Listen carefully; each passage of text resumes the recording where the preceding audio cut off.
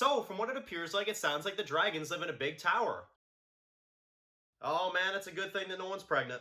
Hey guys, it's Dan, your host of your Dan's Reviews, and today I'm back for another video for the Road Rats. This one is going to be doing part 2 now of the double finale review for the Road Rats. This is for episode 9, titled The Eye. This is Act 2.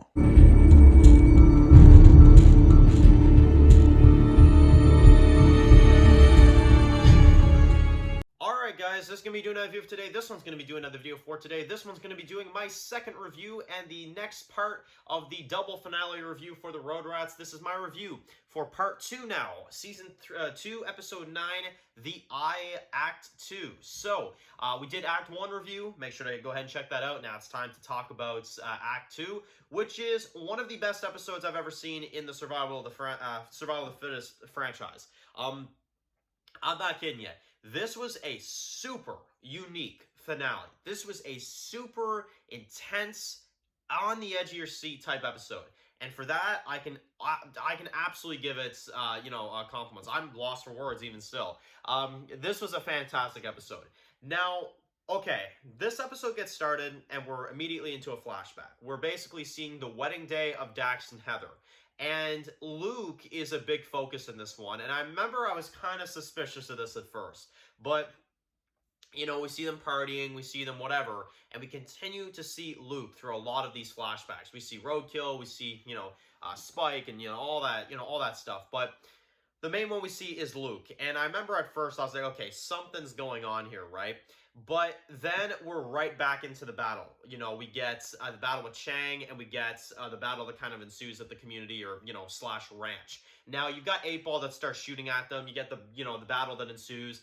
And I will say there is one thing that does bother me with, the Road Rats, a villain group so far with the Dragons is they're flipping, through the walls or whatever. Like, they somehow managed to be able to flip through a really tall wall like that and flip into the community and start fighting them. Little ridiculous. I'm not going to flaw it because I love the episode, but guys, like, come on, like, let's have some realism here. So, anyway, we have the battle that ensues. You've got the fight that goes through. You've got Dax, he's firing off on his side. You've got 8-Ball, who just saved them all and basically just, started this whole thing. And you got Chang and his guys that move in. Now, the battle was really fantastic. There's not really much I can say about it because it's just, battling and shooting and stuff like that. But it was fantastic. I really liked the way it was filmed. And one of the things that I will describe about this shootout is the visuals with the snow and the snow, like the slow kind of like snowfall that we had a little bit. That was a nice touch. I really like that. And it kind of gave me vibes of Survival 309. Maybe not as good, but it was close. It was really, really good. And I really, really liked the way it was done. Now, we get to see 8-Ball versus Chang, which I really enjoyed. I really enjoyed that 1v1 as they're kind of fighting, over the bridge. And I did think for a second that maybe 8-Ball was going to die, but obviously, that did not happen.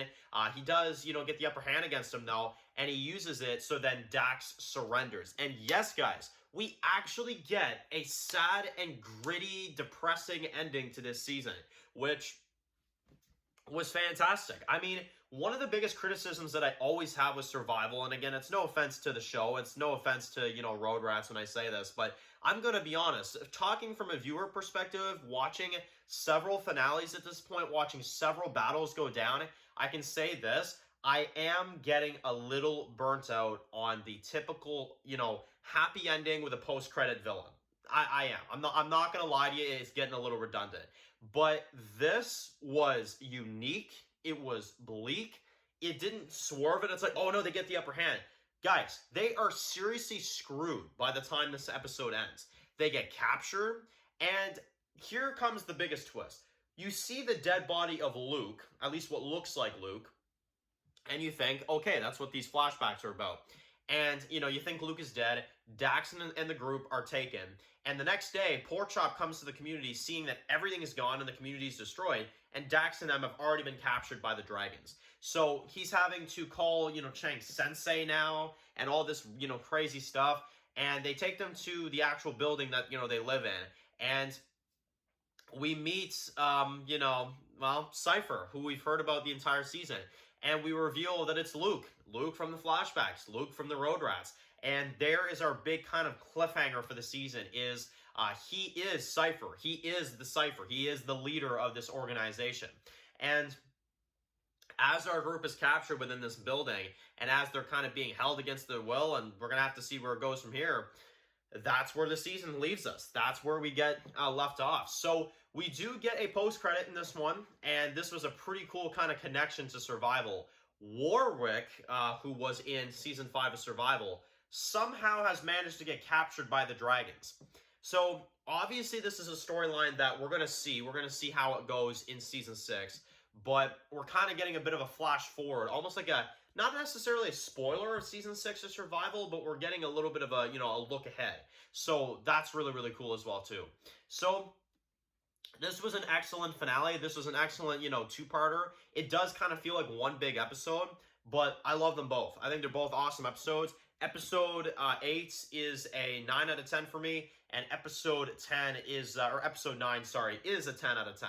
Really enjoyed that episode, and I think these were really, really good, honestly. And I think even as one episode kind of together like this, they would have blended well too, but they work on their own too. And well, to be fair, this episode would have been like over an hour if you would have blended both episodes together, so kind of makes sense.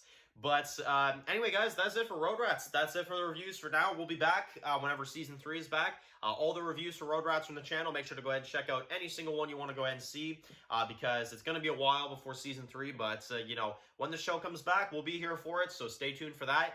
And that is it for this video, guys. Make sure, of course, if you're new here, though, to click that subscribe button so you don't miss any future videos for the Road Rats. Make sure to follow me on Dan's The Walking Dead Reviews on Instagram, guys. And, of course, I'll see you guys very soon for another video for the Road Rats. Enjoy the rest of your day, guys, and peace out.